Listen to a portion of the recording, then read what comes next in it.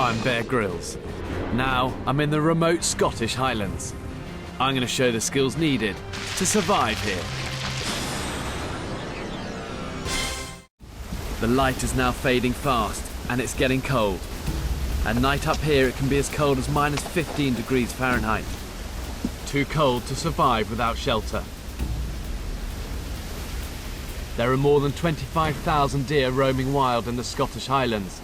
We can show you how a dead deer could help you survive a freezing night. God, look, it's just been completely mangled. Look, there's blood and guts everywhere. And he's a little stag.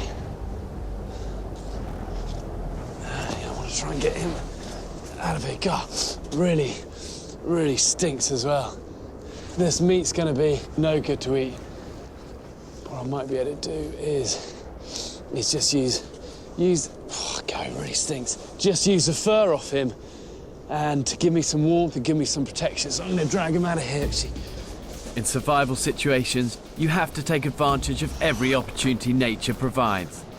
The fur on this deer is really thick and it's coated in oils, making it waterproof. There we go, get him on his back like that. You can see how his stomach is pretty bloated there, which means he's been dead a little bit of time.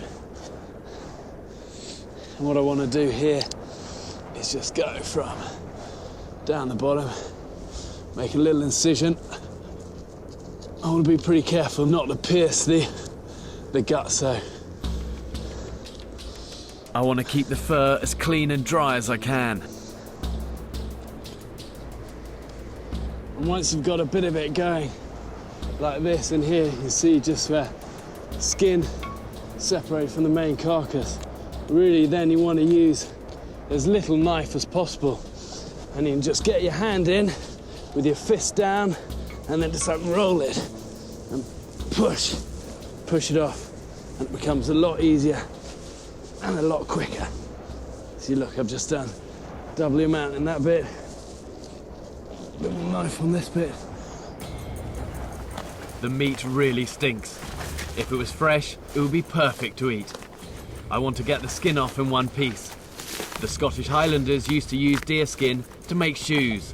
They wore them with the fur on the outside and got the nickname rough-footed Scots. You can now use this fur, though, as shelter. Okay, that is the fur off. And look at that.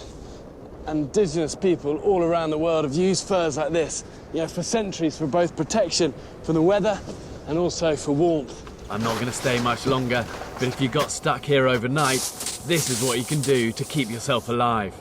I can hardly see, and I just need to use what nature has provided me here.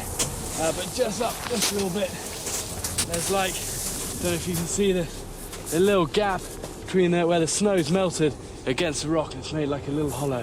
And that's going to be great. It's going to get me out of the wind, which is the most important thing up here. There are a couple of other things I can do that would help.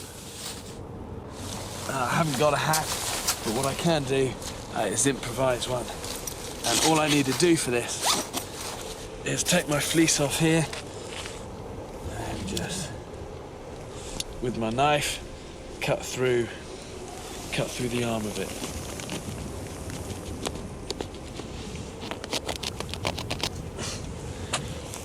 And once I'm through that, just give it a stretch and put it straight onto my head like this.